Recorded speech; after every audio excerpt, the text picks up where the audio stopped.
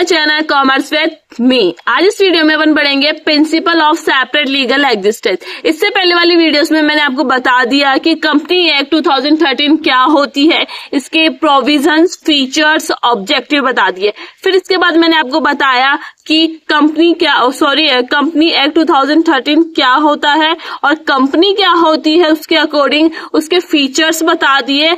फिर इसके बाद आया है आपका principle of separate legal existence. Separate legal existence एक कंपनी का फीचर है, जिसका मतलब ये होता है कि जो कंपनी है और कंपनी के अंदर काम करने वाले जो मेंबर्स हैं वो दोनों क्या है, अलग अलग है, वो दोनों सेम नहीं है। लॉ में ये मानता है, कंपनी एक्ट 2013 ये मानती है कि कंपनी और कंपनी के अंदर काम करने वाले मेंबर्स क्या है, अलग अलग है। ठीक है, तो अपन देखते हैं सेपरेट लीगल एग्जिस्टेंस का प्रिंसिपल। पहला है कि company has its independent corporate existence separate and distinct from its member. कि कंपनी का क्या है, कंपनी क्या है, एक इंडिपेंडेंट कॉर्पोरेट एग्जिस्टेंस है उसका, और वो क्या है, अलग है किससे, अपने मेंबर से। तो ये प्रिंसिपल ये बोलता है।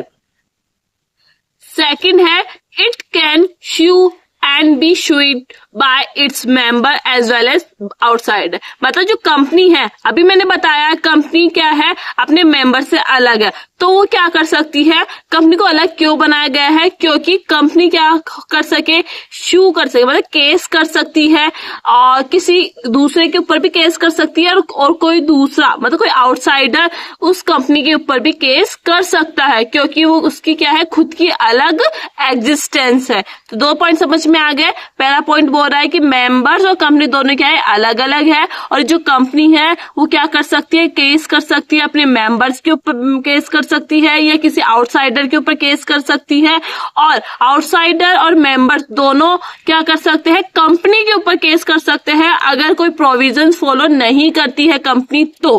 ठीक है, तो ये 2 पॉइंट समझ में आ गए।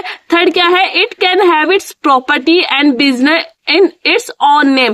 कंपनी क्या कर सकती है, प्रॉपर्टी खरीद सकती है, बिजनेस खरीद सकती है अपने खुद के नाम के ऊपर। ठीक है, ये प्रिंसिपल बोल रहा है ये कि वो कंपनी क्या है, मेंबर से अलग है, केस भी कर सकती है, वो अपने खुद के नाम पर प्रॉपर्टी भी खरीद सकती है और बिजनेस भी खरीद सकती है। ठीक है, तो आप ये मत समझिए कि मेंबर्स और कंपनी एक है, नहीं, अलग अलग है, क्योंकि कंपनी ये सब कुछ कर सकती है अपने नाम पे। ठीक है, फोर्थ पॉइंट क्या है, नो मेंबर्स और director has a right to the assets of the company. Company की जितनी भी असेट्स है उसके ऊपर राइट्स उसके बोर्ड ऑफ डायरेक्टर्स का या उसके मेंबर्स का नहीं रहेगा। वो राइट किसका रहेगा, ओनली कंपनी का खुद का राइट रहेगा उसकी असेट्स के ऊपर। अपन ऐसी बात क्यों कर रहे हैं, क्योंकि कंपनी क्या है, आर्टिफिशियल पर्सन है, उस कंपनी को चलाने वाले कौन है तो पर्सन्स। ठीक है, पर्सन्स है, वो कौन हुए, बोर्ड ऑफ डायरेक्टर्स, मैनेजर्स हुए। तो आप ये सोचो कि है ना, चला तो पर्सन्स ही रहे, बोर्ड ऑफ डायरेक्टर रहे, तो उसके राइट्स क्या, बोर्ड ऑफ डायरेक्टर्स मतलब असेट्स के ऊपर जो राइट्स है जो बोर्ड ऑफ डायरेक्टर्स के ही रहेंगे, नहीं, वो राइट्स किसके रहेंगे, वो राइट्स ओनली कंपनी के रहेंगे और किसी के नहीं रहेंगे। तो ये समझ में आ गया है कि प्रिंसिपल ऑफ सेपरेट एग्जिस्टेंस क्या बोल रहा है कि जो कंपनी है, कंपनी के जो मेंबर्स है दोनों क्या है, अलग अलग है। कंपनी क्या कर सकती है, केस कर सकती है किसी भी मेंबर्स के ऊपर, और मेंबर्स क्या कर सकते हैं, कंपनी के ऊपर भी केस कर सकते हैं। ठीक है, क्योंकि इसका क्या है, खुद का अलग पहचान है, जो भी काम होता है वो कंपनी के नाम पर होता है, तो ये कॉन्ट्रैक्ट भी कर सकती है। थर्ड मैंने बताया है कि ये खुद के नाम पे प्रॉपर्टी खरीद सकती है, बिजनेस खरीद सकती है।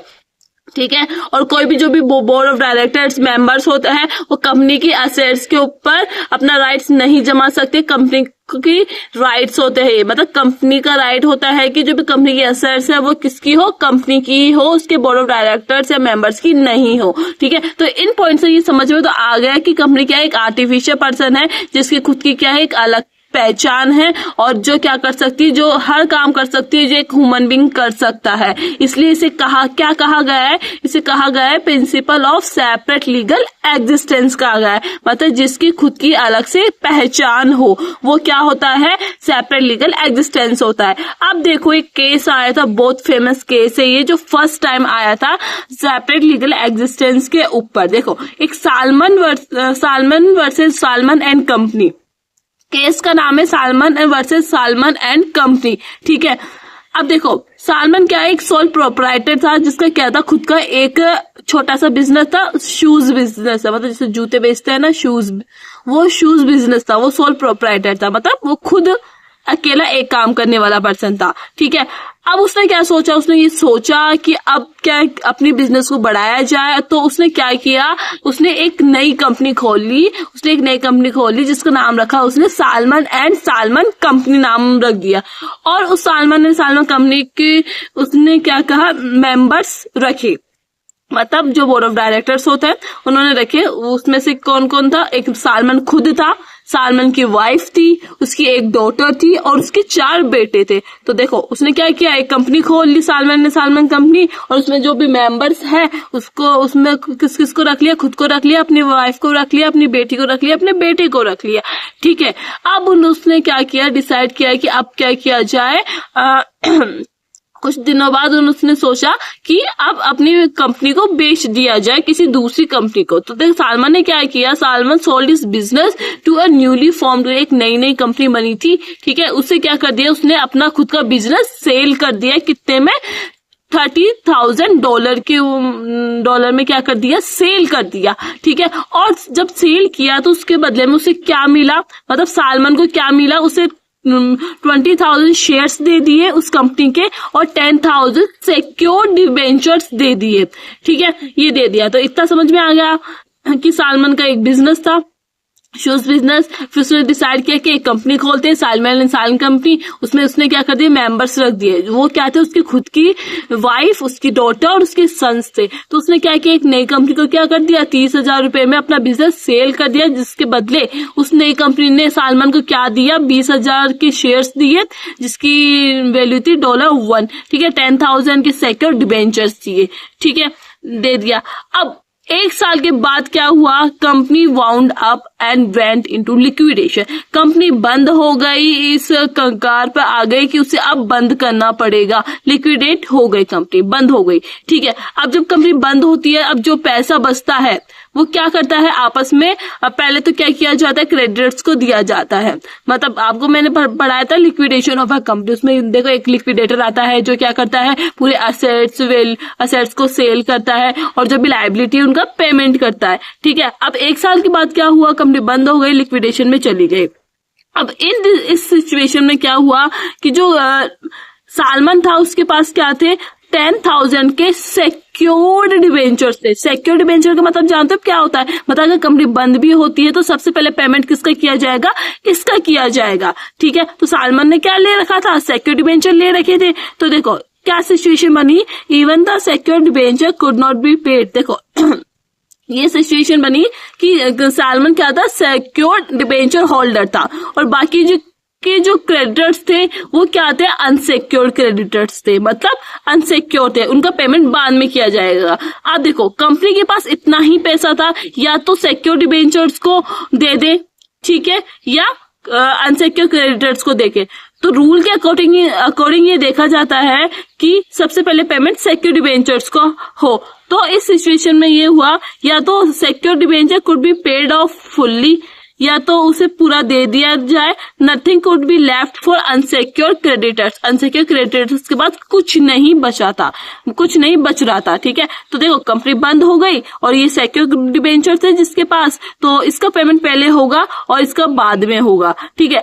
अब क्रेडिटर्स, जो अनसिक्योर क्रेडिटर्स थे, उन्होंने ऑब्जेक्शन उठाई कि इस कंपनी के मेंबर्स सारी क्या है, उसके खुद की फैमिली है, तो सबसे पहले पेमेंट किसका होना चाहिए, अनसिक्योर क्रेडिटर्स का होना चाहिए।